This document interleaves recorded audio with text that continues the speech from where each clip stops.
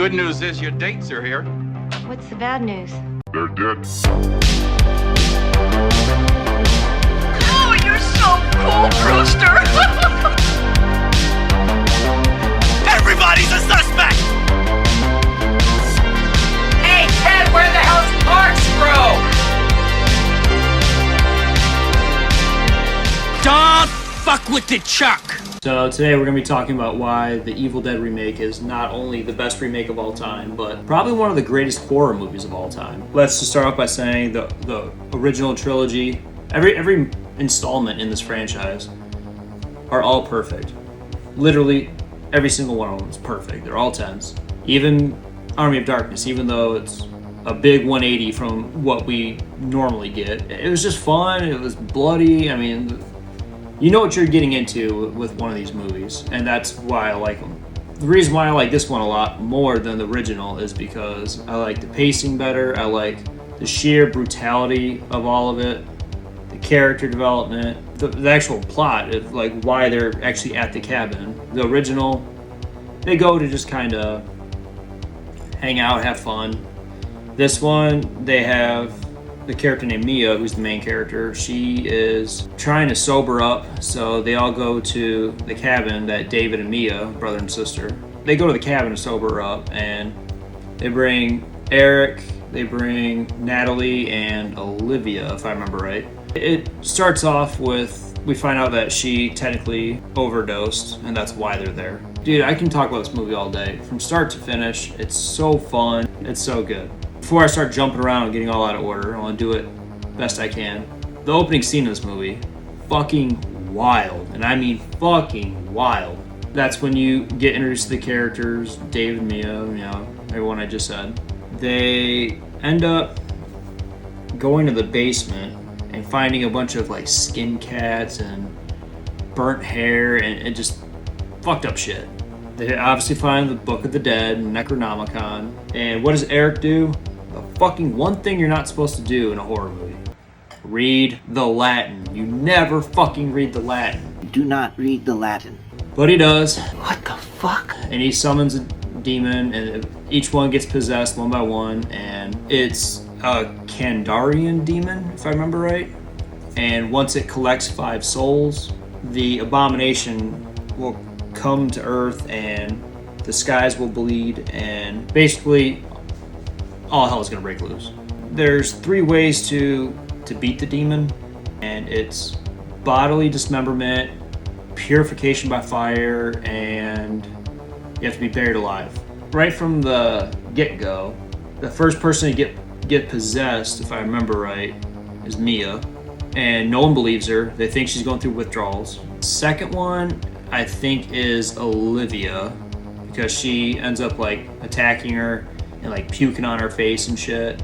And during that whole scene, it's a pretty cool homage, and that's another good reason why I like this movie, is the homages from all 3 installments somehow make their way into this one, and I think it's fucking genius. But during that scene, like the classic Evil Dead like camera zoom in and all that stuff, the camera chase, knocks the door down, and you hear Cheryl from the original, but she like pukes on Olivia's face and like passes like the virus, they call it, passes it on to Olivia. She gets possessed. She starts cutting off her fucking face.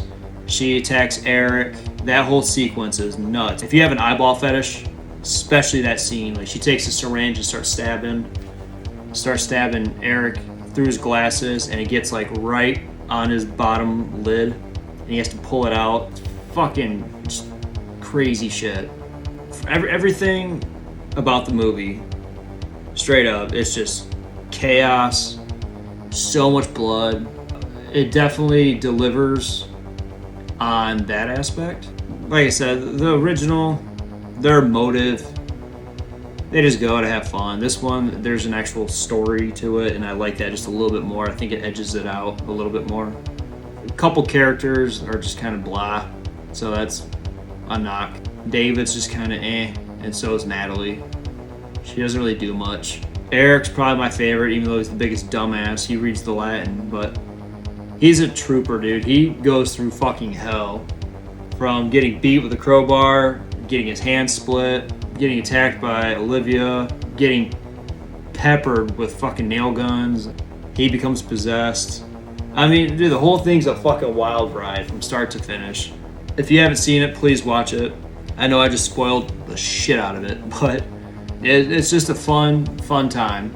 I saw it 5 times in theaters, so that says a lot. I'm a fucking loser for going that many times, but no, it's just that good. Came out in 2013. Fede Alvarez directed it. The tagline for the poster in the movie is the most terrifying film you'll ever experience. I wouldn't say that exactly. It's definitely fucking wild. It's not scary. It's a fun, chaotic time. And I said that word a couple times already, but it's a perfect way to sum up the movie.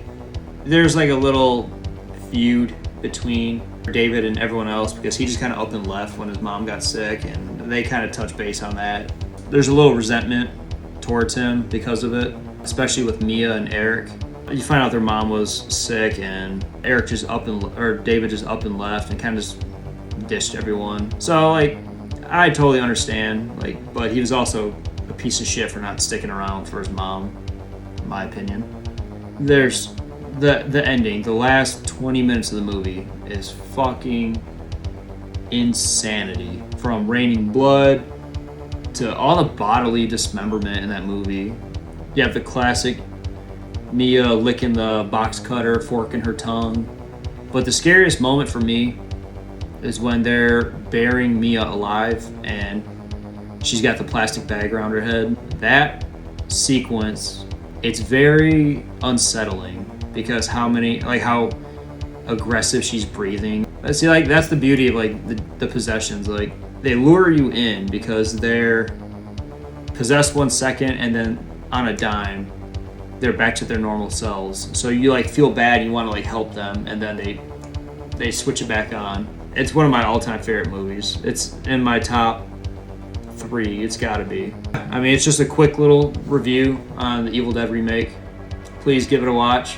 Let me know what you think of it, and I mean, let's talk about it. See if you like the original better, if you like the remake, if you can name a better remake. Give me your thoughts, your input, and we'll talk about it. Until next time, see ya.